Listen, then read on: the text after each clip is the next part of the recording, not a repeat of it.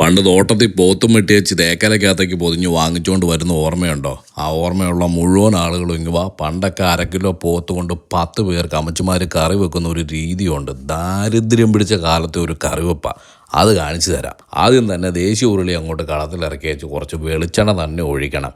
കടുക് പൊട്ടിക്കണം. ഇഞ്ചിയും വെളുത്തുള്ളി ഒരു പാത്രത്തിൽ, പച്ചമുളക് വേറൊരു പാത്രത്തിൽ അങ്ങോട്ട് ഇട്ട് കൊടുക്കണം. പിന്നെ ചെറിയ ഉള്ളി പൊളിക്കാൻ നേരമുള്ളവർ പൊളിച്ചേച്ച് അതങ്ങോട്ട് ഇട്ട് കൊടുക്കണം. കരിയാപ്പല ഇട്ട് കൊടുക്കണം. അതിന് ശേഷം ഇതൊന്ന് വഴന്ന് വരുമ്പോഴത്തേക്ക് അതിനകത്തേക്ക് സവോള, കാര്യം കറി നീട്ടി 10 പേരെ തീറ്റിക്കണമല്ലോ, സവോള ഇട്ട് കൊടുക്കുക. അതൊന്ന് വഴന്ന് വരുമ്പോഴത്തേക്ക് ഒരു ഇച്ചിരി ഉപ്പും കൂടെ ഇട്ട് കൊടുക്കുക. അതേ പ്രധാന സാധനം, തൊലി ഒന്ന് ചീകിയെടുത്ത ഏത്തയ്ക്ക കഷ്ണങ്ങളായിട്ട് അരിഞ്ഞത് ഇട്ട് കൊടുക്കുക. കുറച്ച് സവോള ഇട്ട് കൊടുക്കുക. ഇതിൻ്റെ പേരെന്നാ, അയ്യോ എൻ്റെ പേര് മറന്നല്ലോ, ക്യാരറ്റ്, അത് പറ്റുവാണെങ്കിൽ ഇടുക. പിന്നെ കറുവാപ്പട്ടയും കുറച്ചിടുക. പിന്നെ നമ്മുടെ ഗരം മസാല പൊടിക്കുന്നതിന് മുമ്പുള്ള സാധനങ്ങളെല്ലാം ഇട്ട് കൊടുക്കുക. ഒരു ഇച്ചിരി ഏലക്ക കൂടെ ഇട്ടോ, നാട്ടുകാരറിയണമല്ലോ ഇവിടെ പോത്ത് വെക്കുന്നുണ്ട്. പിന്നെ ഒരു ഇച്ചിരി മല്ലിപ്പൊടി, ഇച്ചിരി ഗരം മസാലയും കൂടി ഇട്ട് കൊടുക്കുക. ഇത്രയും മതി, അധികമൊന്നും വേണ്ട.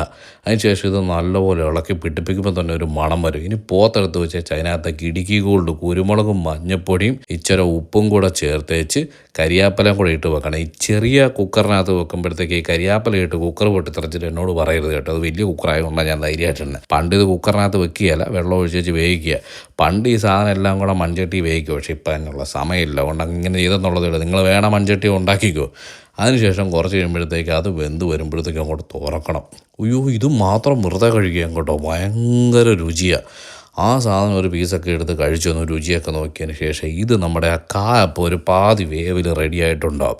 അതിനകത്തേക്ക് ഇത് മുഴുവൻ കൂടെ മറിക്കണം. അതുകൊണ്ട് കായയുടെ അളവിനേക്കാളും കുറവാണ് ഇതിനകത്ത് ബീഫിൻ്റെ അളവ്. എന്ന് വെച്ച് കഴിഞ്ഞാൽ ബീഫിൻ്റെ നല്ല മണവും രുചി, എന്നാൽ കഷണമായിട്ട് കായും അതിനകത്ത് വരും. അതാണ് ഈ ഒരു കറിയുടെ ഒരു രീതി എന്ന് പറയുന്നത് കേട്ടോ.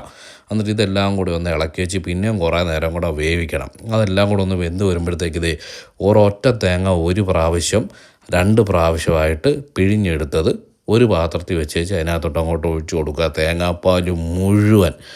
അന്നേരം ഒരു മണം വരും എൻ്റെ മോനെ. ഇത് ഞാൻ കൃത്യം 3 കിലോ ബീഫ് എടുത്ത്, പക്ഷേ 6 കിലോയുടെ പാത്രം നിറഞ്ഞു വന്നിട്ടുണ്ട് കണ്ടോ.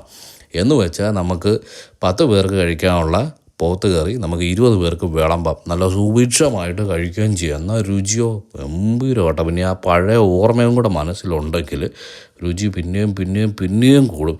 നല്ല ചൂട് ചോറിൻ്റെ മേലിലേക്ക് ഒരു ഇച്ചിരി അച്ചാറും കൂടെ കൂട്ടിച്ച് ഈ സാധനം അങ്ങോട്ട് ഒഴിച്ച് വെച്ച് കഴിക്കണം. പണ്ടൊക്കെ ഞായറാഴ്ചകളിലുണ്ടല്ലോ, കായിട്ട് വെച്ച പോത്ത്, എടാ മോനെ എന്നാ ഒരു രുചിയാണെന്നറിയോ. അടിപൊളിയാണ്, ചെയ്തു നോക്ക്. ആ പണ്ടത്തെ ഒരു ഓർമ്മ സാക്ഷാത്കരിച്ചു.